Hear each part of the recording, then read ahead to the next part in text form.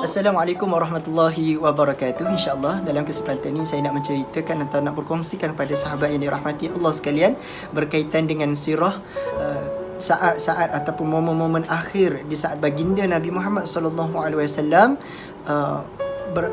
diwafatkan oleh Allah Subhanahu Wa Taala. Moga-moga peristiwa dan sirah yang bakal saya kongsikan kepada para sahabat ni menjadi satu pemangkin untuk tambahkan rasa cinta, rasa rindu kita kepada baginda Nabi Muhammad sallallahu alaihi wasallam. Dalam satu riwayat menceritakan sebelum daripada Rasulullah sallallahu alaihi wasallam ni wafat, Allah telah menguji ataupun Allah telah memberi tanda kepada diri baginda dan diri para sahabat sendiri, yang mana tanda tersebut Allah uji baginda Nabi Muhammad sallallahu alaihi wasallam ditimpa dengan penyakit ternak, sehingga kan baginda Nabi Muhammad sallallahu alaihi wasallam tak dapat nak berdiri dan mengimamkan solat para sahabat.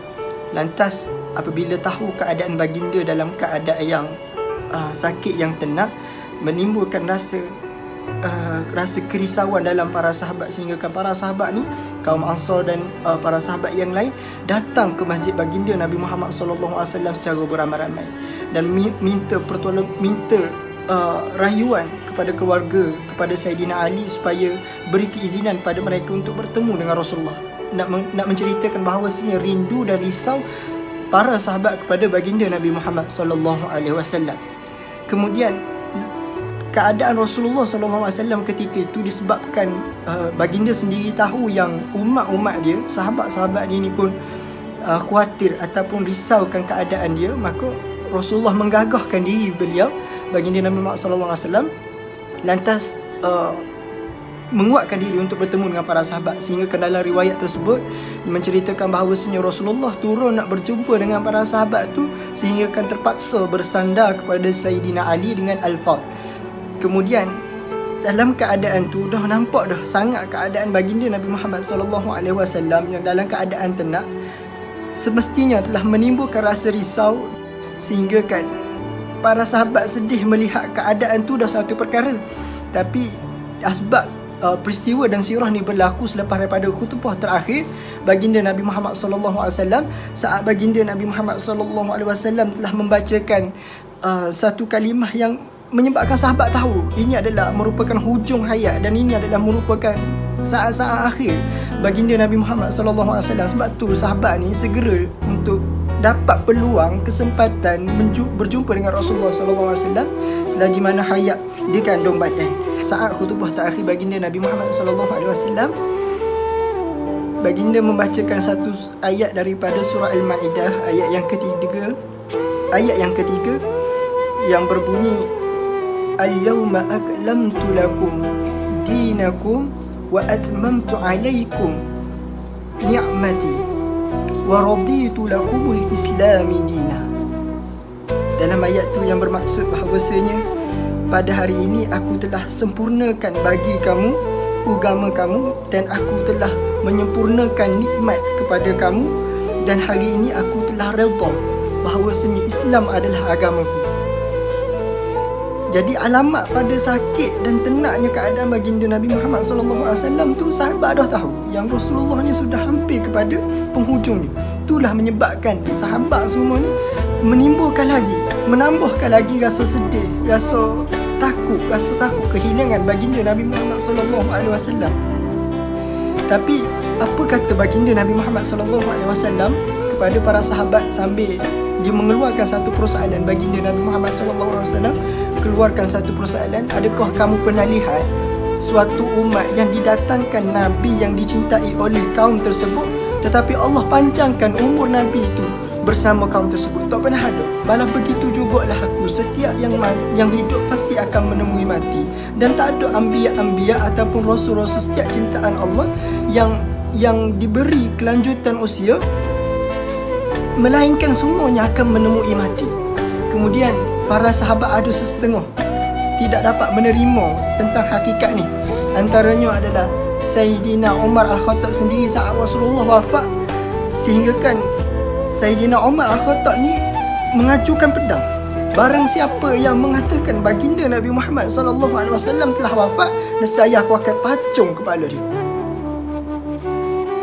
Bagaimana baginda Nabi Muhammad ataupun para sahabat sendiri cinta sehingga kan tidak mampu untuk menerima berita dan tidak sanggup nak menerima tentang kewafatan baginda Nabi Muhammad SAW.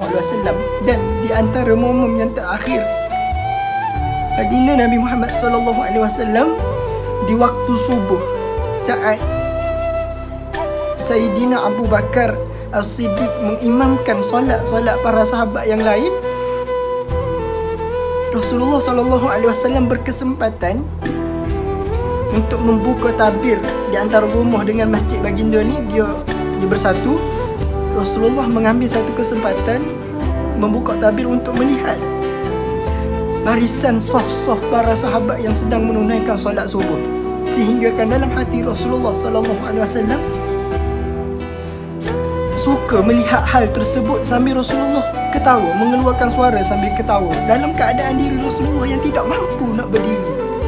Tapi benda tu masih boleh menimbulkan rasa kegembiraan dalam hati baginda Nabi Muhammad SAW. Lantas Sayyidina Abu Bakar sendiri dan sahabat yang lain sedang berdiri nak menunaikan solat subuh tu, apabila dengar ketawa Rasulullah SAW, hampir semua membatalkan solat dan ingin mengerumuni baginda Nabi Muhammad SAW. Tapi baginda kata dan baginda mengisyaratkan supaya solat mereka diteruskan dan baginda Nabi Muhammad SAW kembali kepada rumah. Allahumma salli ala Sayyidina Muhammad. Apa yang cuba saya sampaikan pada perkongsian kali ini, bagaimana kita lihat kecintaan para sahabat Nabi Muhammad SAW terhadap baginda Nabi Muhammad SAW, sehingga detik-detik akhir para sahabat kita boleh lihat dalam diri mereka tidak sanggup nak menerima tentang hakikat yang baginda Nabi Muhammad SAW ni akan wafat. Dan ini adalah merupakan satu contoh ataupun satu teladan kepada kita untuk diri kita sendiri selaku umat, tak terkecuali selaku umat baginda Nabi Muhammad SAW, perlulah menanam kecintaan sesungguh-sungguhnya pada baginda Nabi Muhammad SAW. Kerana apa? Kerana di awal ayat yang saya bacakan tadi, daripada ayat surah Al-Ma'idah ayat yang ketiga, kerana Islam, sempurnanya Islam yang kita anuti sekarang, sempurnanya Islam yang dapat kita pegang dan kita imani sekarang adalah daripada titik peluh dan pengorbanan baginda Nabi Muhammad SAW. Malah bukan sekadar Islam sahaja, nikmat-nikmat yang datang kepada kita adalah hasil daripada titik peluh dan keringat baginda Nabi Muhammad SAW. Saya ingin menyeru pada diri saya sendiri dan sahabat yang dirahmati Allah sekalian, haruslah kita menanamkan rasa cinta yang begitu mendalam terhadap baginda Nabi Muhammad SAW. Perbanyakkan amal soleh mengikut sunnah baginda Nabi Muhammad SAW, selawat kepada baginda Nabi Muhammad SAW. Walaupun kita tidak pernah bertemu baginda, semestinya kerinduan yang ada dalam diri kita, yang kita tanam, yang kita wujudkan, yang kita semaikan dalam diri kita menjadi kunci untuk kita bertemu dengan baginda Nabi Muhammad SAW di akhirat kelak. Wallahu a'lam. Wallahu a'lam.